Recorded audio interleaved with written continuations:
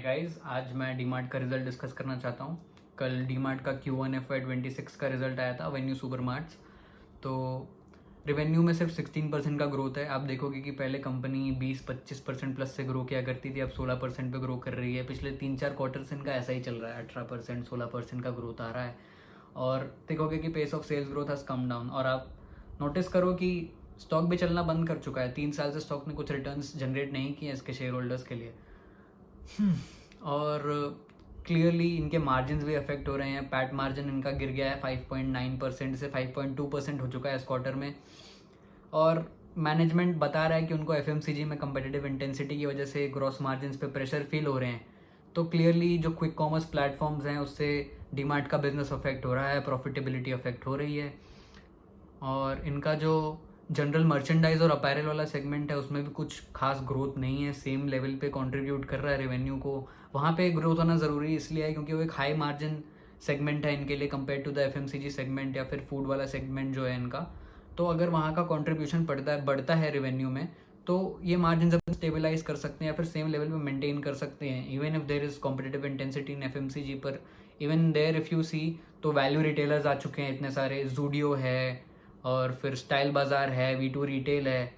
तो डीमार्ट को हर जगह से at this point of time competition महसूस हो रहा है। और मैनेजमेंट भी आगे कॉल पे बोल रहा है कि FMCG पे कम्पिटिटिव इंटेंसिटी बढ़ गई है तो हमारे ग्रॉस मार्जिन अफेक्ट हो रहे हैं। तो क्लियरली आप देख सकते हो कि डीमार्ट के बिजनेस में एक हेडविंड आई हुई है और मैनेजमेंट आपको खुद ही बता रहा है हेडविंड के बारे में। फिर भी लोगों को पढ़ना नहीं है कि मैनेजमेंट क्या बोल रहा है। लोग देखेंगे कि स्टॉक 5,000 का था, अब 3,500 4,000 में ट्रेड कर रहा है, सस्ता हो गया तो मैं खरीद लेता हूँ। This is not how it works, this is not how you can make money in the market. अगर कोई स्टॉक का प्राइस कम हुआ है या फिर पी डीरेट हुआ है तो देर इज़ अ रीज़न कि वो हो रहा है।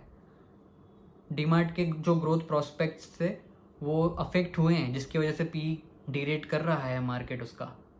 तो इस बात को समझना आपके लिए बहुत इंपॉर्टेंट है। आप बॉटम फिशिंग में लग जाओगे कि भाई सस्ता मिल रहा है ले लेता हूँ, कभी ना कभी तो डीमार्ट का बिजनेस ठीक हो जाएगा तब मैं पैसा बना लूँगा। पर आपको भी नहीं पता और मुझे भी नहीं पता कि बिजनेस में जो हेडविंड है वो कब तक रहेगी या कब जाएगी या डिमांड कब आएगी। हो सकता है 2 क्वार्टर बाद डिमांड आ जाए, हो सकता है 4 क्वार्टर बाद आए, हो सकता है 2 साल बाद आए, मुझे नहीं पता और आपको भी नहीं पता। तो होप में लेके अभी से बैठ के क्या मतलब है।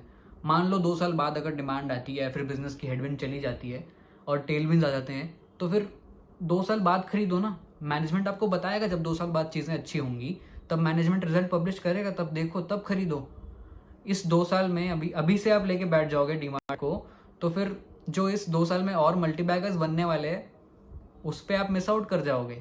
तो that is the opportunity cost of buying DMart. या फिर ऐसी कोई कंपनीज का पेस ऑफ सेल्स ग्रोथ कम हो गया या फिर हेडविंड्स आ रहे हैं बिजनेस में। Be smart, track more companies, will see more opportunities. और मार्केट में बहुत सारे डील्स अवेलेबल हैं जो डीमार्ट से बेटर हैं। डीमार्ट अपना बॉटम लाइन ग्रो नहीं कर पा रहा है इस क्वार्टर में, आप देखोगे, और उनका पी 100 के आसपास है।